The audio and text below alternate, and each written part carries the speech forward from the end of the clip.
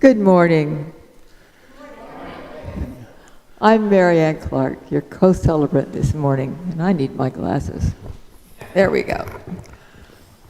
I have been reading the book on religion for atheists that Annie mentioned recently, and I've been looking forward to hearing Paul's follow-up on that. Oh, thank you, Digger. Paul and I have served together on the board, and I can guarantee you that he is never boring. Well, we have a few announcements. First is that Eastside Ministries needs boxes. So if you got a bunch of boxes stacked up in your dining room like I do, then you might want to bring them into the church. And to the church, Colleen? Or just take them over to Eastside Ministries. Second thing is that round 2 of voting for the name change is underway today. 11 names that did not get any votes last week have been eliminated, probably including the one I suggested. This time, you get 2 colored sticky dots to place your votes. The name change committee will be in the foyer after the service to assist you. There will also be online voting again this week for those who aren't able to be here in person. Check your email today for a message with a link to the online poll. And I am happy to announce that our pledge total to date is $95,000. And that sounds like a lot of money, but it's 58% of our goal. Pledges are up 10% this year. Thank you for your support of our church. Get those pledge cards in so that we can finish the budget for the congregational meeting. And now Misha is going to play something wonderful for us. Okay. This is a piece by Gabriel Correa. It's called Siciliano.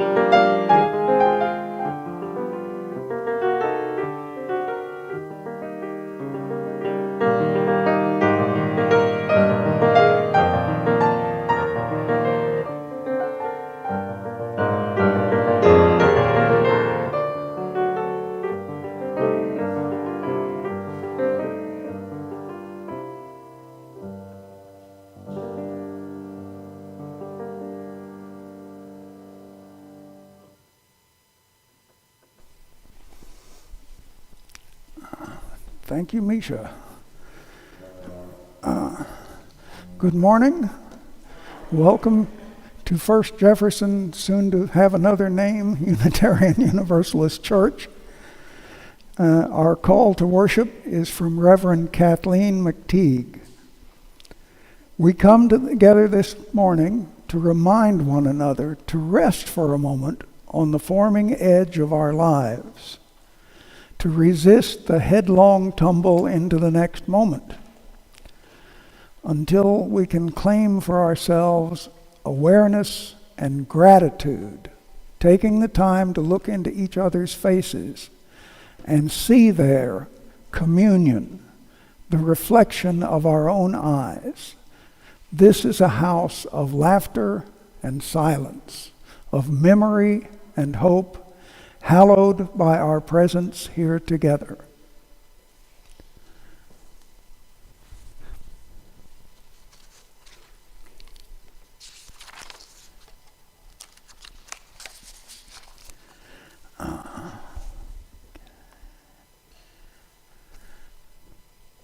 I invite you to stand in body or spirit for the lighting of our chalice. May we be reminded here of our highest aspirations and inspired to bring our gifts of love and service to the altar of humanity.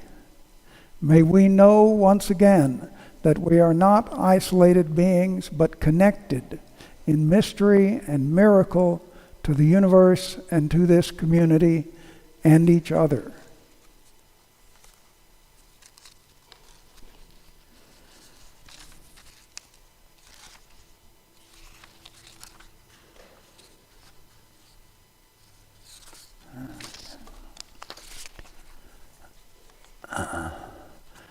The opening hymn will be number 110, Come, Children of Tomorrow.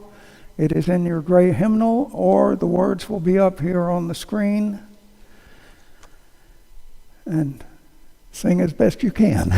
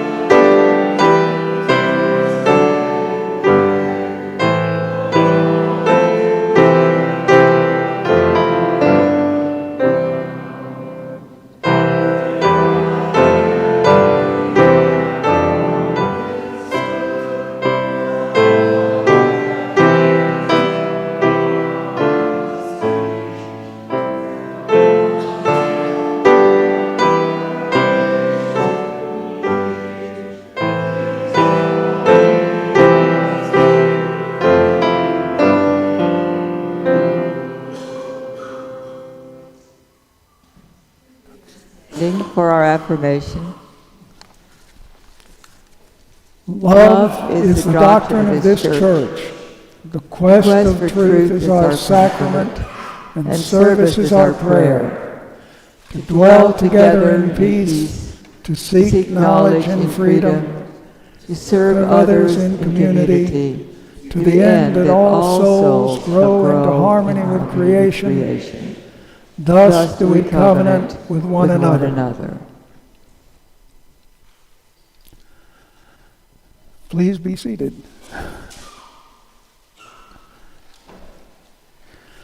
Okay, the question, is God?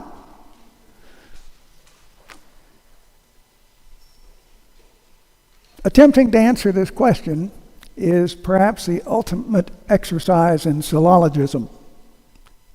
Yeah, I had to look it up too. It is an endless, vacuous, senseless, pointless argument that can never be fully resolved. And one of the great philologies is whether or not God exists.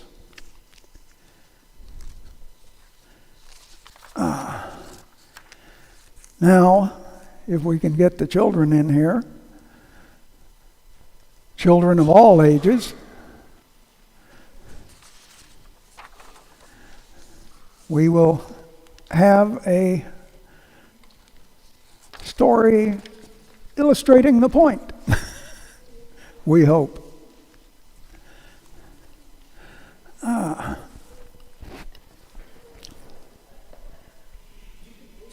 This is The Blind Men and the Elephant. It was 6 men of Indistan, to learning much inclined, who went to see the elephant, though all of them were blind, that each by observation might satisfy his mind. The first approached the elephant, and happening to fall against its broad and sturdy side, at once began to bawl, "Aha! I see the elephant is very like a wall." The second, feeling of the tusk, cried, "Ho, what have we here? So round and smooth and very sharp, to me it's mighty clear. This wondrous thing, the elephant, is very like a spear." The third, and I'm going to give you something to pass around here, approached the animal, and happening to take in both his hands the squirming trunk, then boldly he spake, "Behold," quoth he, "the elephant is very like a snake." The fourth reached out an eager hand, encountering, you can set it down there, that's fine, countering its knee. What wondrous beast this is like, it's very plain to see, and you can pass that around. Sure enough, the elephant is very like a tree. The fifth, by chance, had touched its ear and said, "Even the blindest man can tell at once the elephant resembles most a fan." The sixth, about the giant beast, at once began to grope, seize on its swinging tail that fell within his scope. "The elephant," I said, "he see, is very like a rope."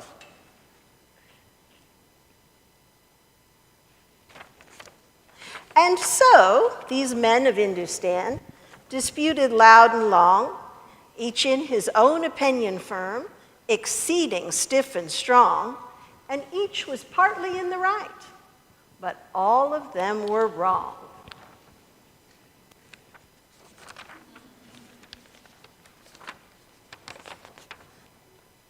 Paul, do you want me to read the last part? Or do you want to read the last part? Logic wars, disputants loudly keen, each rails in utter ignorance of what the other means, and prates about an elephant that none of them have seen. All right, thank you very much. I'll take back the random things that each man felt when he felt the elephant. Okay, let's sing the kids out of here, Okay. especially the ones that are glorious enough to have red hair. As, okay, sorry. Okay, yeah. As we...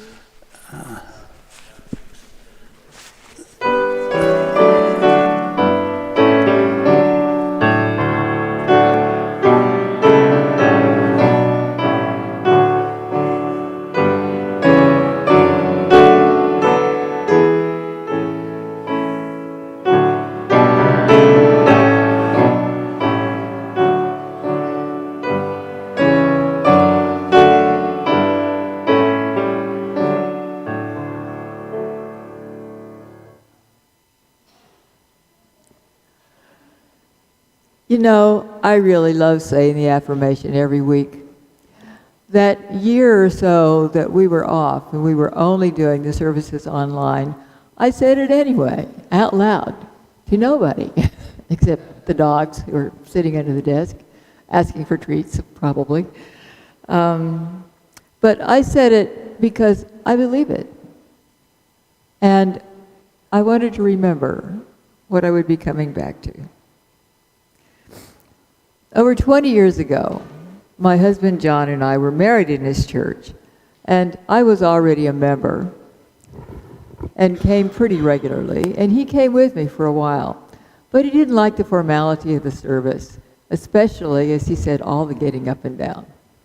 So after a few years, he stopped coming. And eventually, I started sort of missing him on Sunday morning, and so I stopped coming too, and was spending Sunday mornings with him. Well, at some point, he noticed that even though we weren't going to church, I was still sending him money. And he said, "Why are you still sending him money when we're not going to church?" And that was a legitimate question, because after all, we could have been spending all of that money on a new Maserati, or maybe a pair of matching Patek Philippe watches. Yes, that was a joke. So I said something like, even if I'm not going to services now, I still wanted to be there as a gathering place for the people who go there to be together and to work together and to converse with one another. It's an important social institution. It's like supporting the public schools even after your kids grow up. Any church is important to the people who belong to it.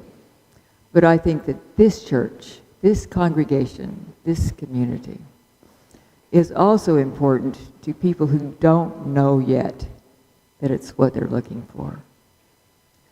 And when they figure it out, I want it to be here for them.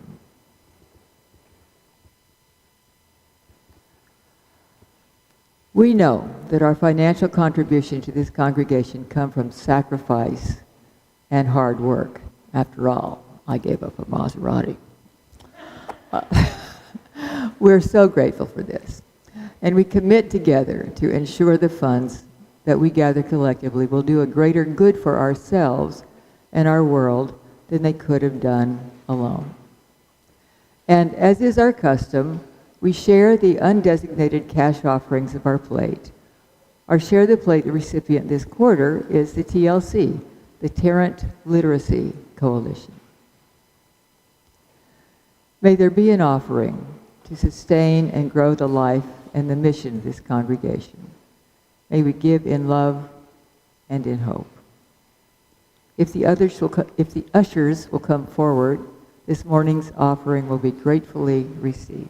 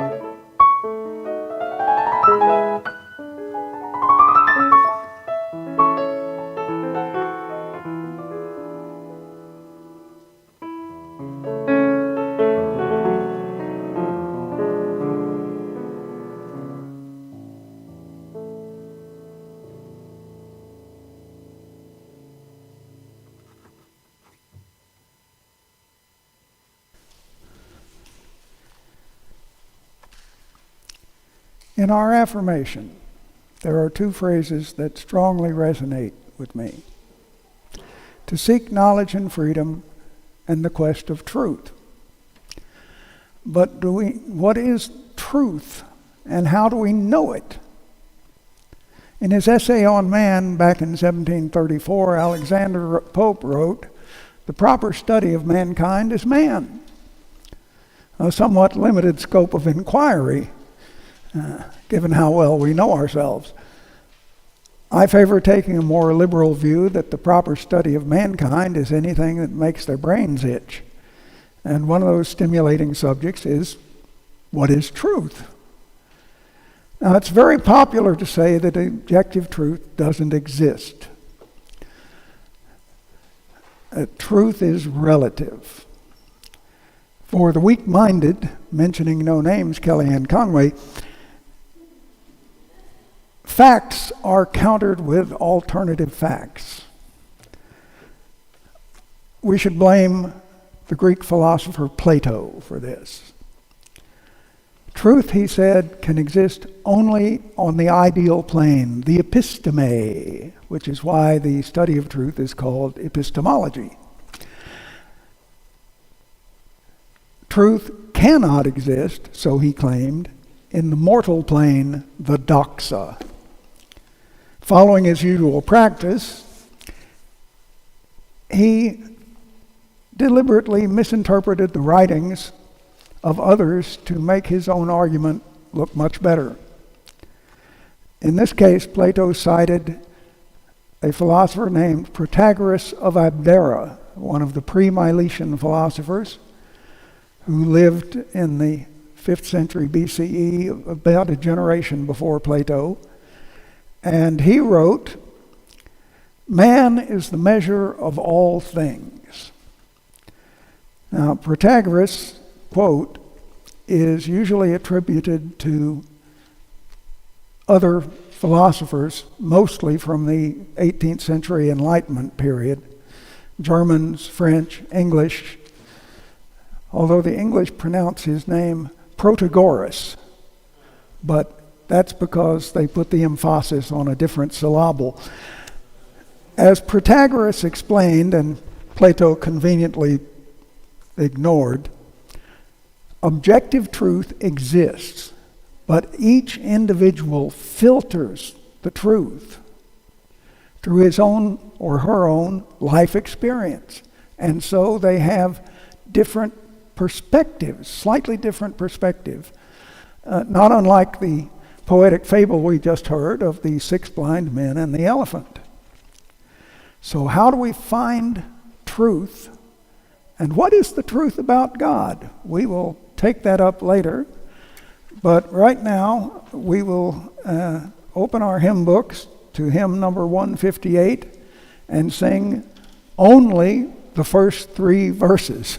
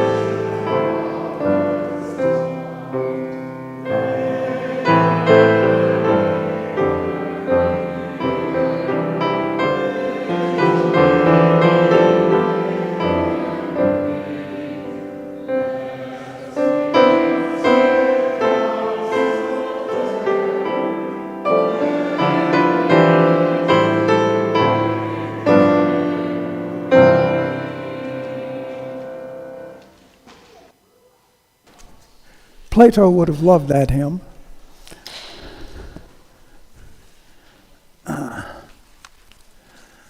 Okay.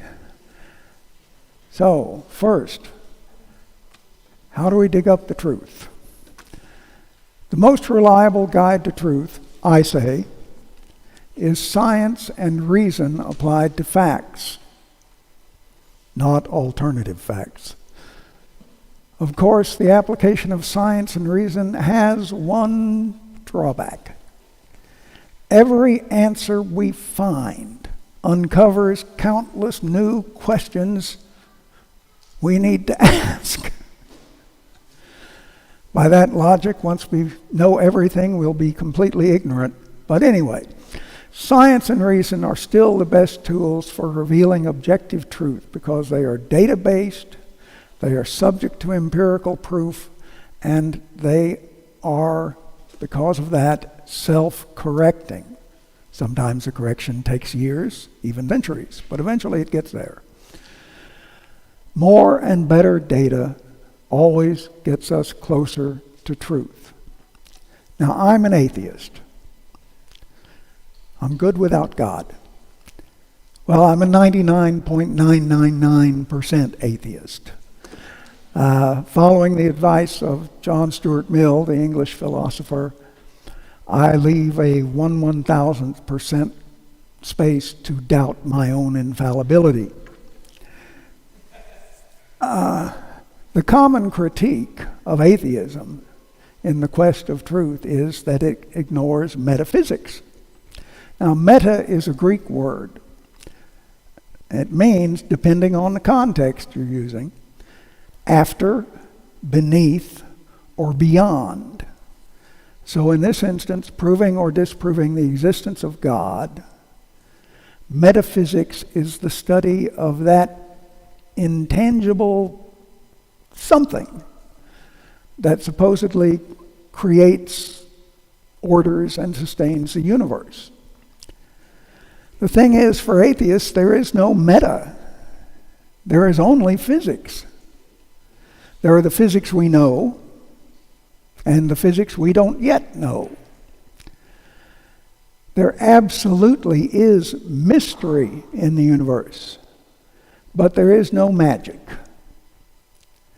There's no God, no devil, no angels, no demons, no holy wells or sacred groves or grottos or elves or leprechauns or sprites or fairies dancing in the moonbeams at the bottom of my garden.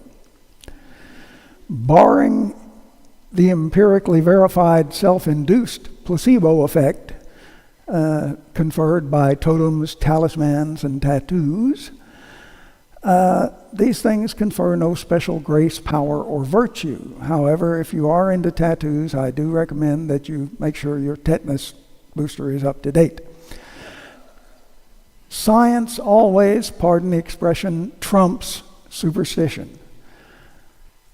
For an atheist, the fictions and fantasies of so-called mysticism and spiritualism are born out of ignorance and the fear of death. We are Homo sapiens sapiensis, man who knows and knows that he knows. And we all know we're going to die. For atheists, there is no life after death. There's no pie in the sky when we die. As much as I might wish it, my brother Fred and my mother-in-law are not perched on one end of some celestial sofa cheering for the Dodgers to win the National League pennant, while my grandpa Ben, my dad, and my nephew Nathan are sitting on the other end of the couch cheering the Giants with equal vigor. Death is it. Period. There's no heaven, no hell, no reward, no penalty. So what? Does that make the universe empty? Does that mean life has no meaning? Far from it. We create heaven and hell here, now, every hour, every day, by our every action, our every choice, our every word. My dad used to say, everything humanity needs to thrive was already created with the universe except one, justice. Now, to create means to bring forth something into existence from nothing. The Hebrew Bible tells us God created the universe, but he made man from the dust of the ground. Humans created justice from nothing. They also, in the process, created sympathy, empathy, ethics, mercy, and morality. In that sense, at least, if God is, it could be fairly argued that man was indeed created, or at least made, in the image of God.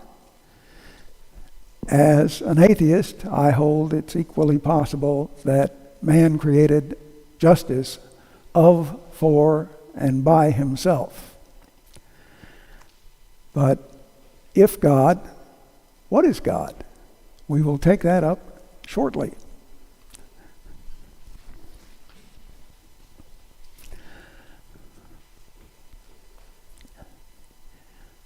It was never boring.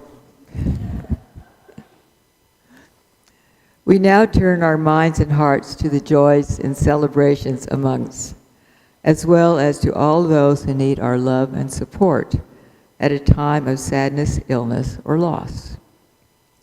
As you're so moved, we invite you to light a candle now or at any time during the service in our meditation center here to the side of the chancel.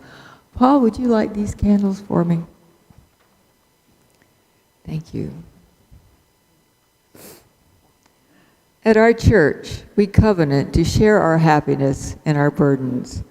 And in doing so, it is our intention to be authentically present to one another. In our book of memory and hope this morning, we've been asked to share these stories. First, from Ash. A couple of weeks ago, my school choir went to UIL and got sweepstakes. That means we got the best score. Yay!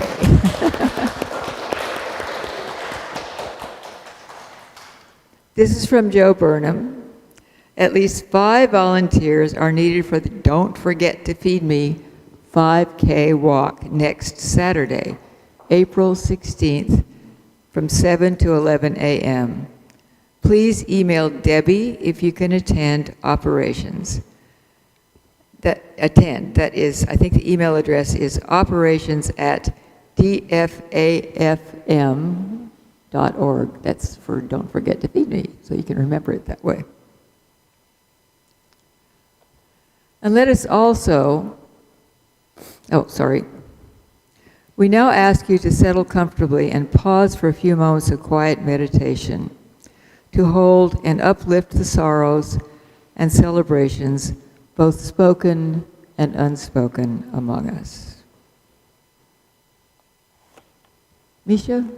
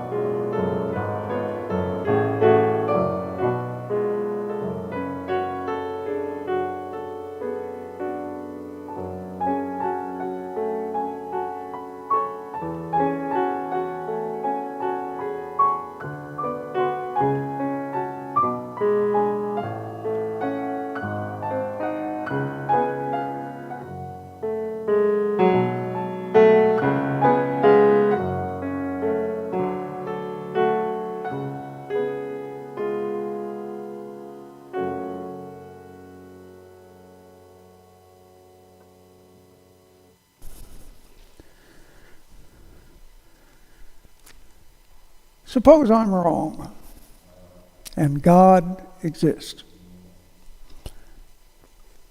Ridiculous. I have a PhD. And as we all know, PhDs never make mistakes. But let's suppose I am, and please keep in mind I'm a Unitarian, not a Universalist. Deists and theists believe that God is, but they disagree as to whether God is engaged in his creation. Theists believe God is omnipresent, omniscient, try and pronounce that real fast, and omnipotent. He exists simultaneously in the past, in the present, and in the future, knows everything, and actively intervenes at will in his creation. Deists, on the other hand, believe that God is, but that God is aloof, detached. He is the great clock maker. He built the clock that is the universe and lets it run according to the natural law that is part of its design. For proof, deists and theists tend to look toward the smooth universe theory. The smooth universe theory posits that from the tiniest subatomic particles to the cosmos entire, everything fits with dazzling precision. Such exquisite simplicity of purpose and stunning efficiency of process, they claim, supports creation by a single mind. I mean, really, dung beetles? Who but a God would think of making dung beetles? Who would even imagine a need for dung beetles? Well, I and Charles Darwin would cite evolution, but believers call this proof that God is, and moreover that God is one, because, like the operations of the universe, one is simple, efficient, and one is all you need. Now, as a Unitarian, I'm willing to concede that latter point. But as an atheist, I put the smooth universe down to about 40 billion years of attrition grinding away all the rough edges. Well, almost all the rough edges. There is one ill-fitting piece in the universe. One species madly dedicated, it seems, to its own obliteration. Collateral damage be damned. But who knows? If God is, maybe it's not because we're stupid, but it's intentional. What is God, if God is? We can be pretty sure that God is unlike any deity ever imagined by any human or described in any holy book of any faith. The gods and goddesses found therein are merely exaggerated humans and are no more real than the superheroes in the Marvel comics. All the religions in the world speak of the deity in some form or other, but it's all guesswork. God is a being, a force, an inborn impulse, product of human evolution, a social construct, or, as John Lennon once asserted, God is a metaphor, a concept by which we measure our pain. Now, creeds vary, and within creeds, individuals vary, often fiercely defending the rightness of their belief while attacking the beliefs of others, even to the extreme of murder and warfare. Still, religions have other things in common. For one thing, many faiths habitually describe the Godhead as a Trinity. That's anathema around here, but you have the Greeks, Zeus, Poseidon, and Hades. The Romans, Jupiter, Hera, and Minerva. The Vikings, Odin, Thor, and Freya.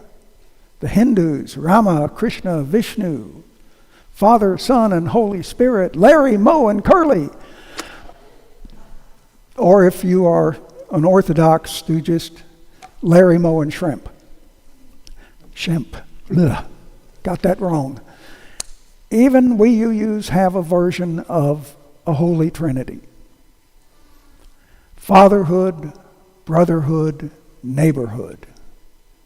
The fatherhood of God, the brotherhood of man, and the neighborhood of Boston.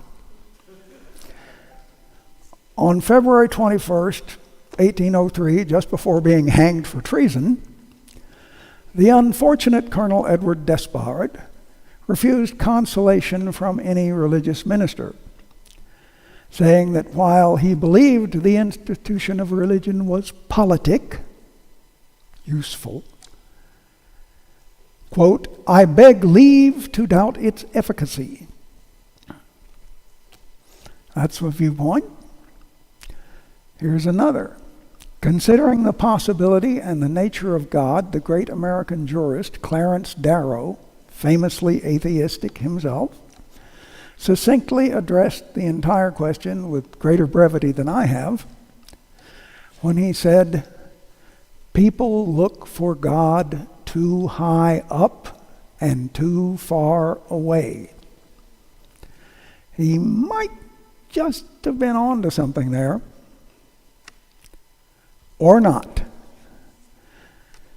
Our closing hymn, number 343, A Fire Mist and a Planet. Stand if you're able and willing, and sing.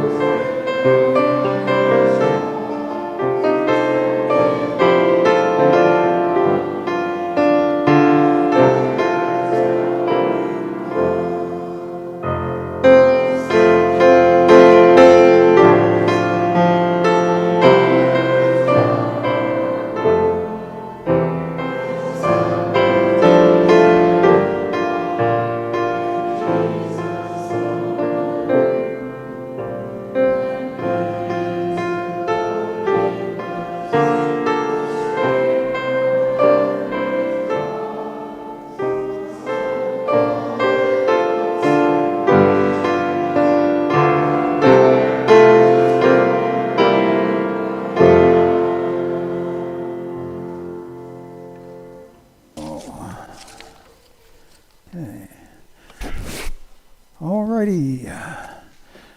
We extinguish the chalice.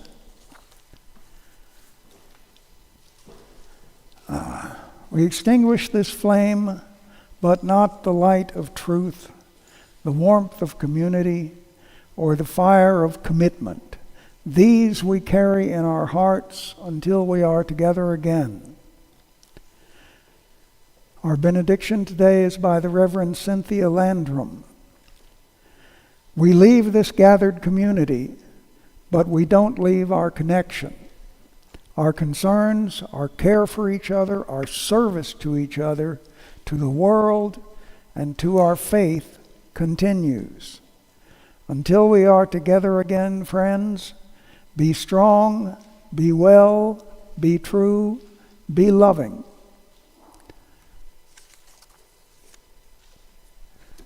Amen. Amen.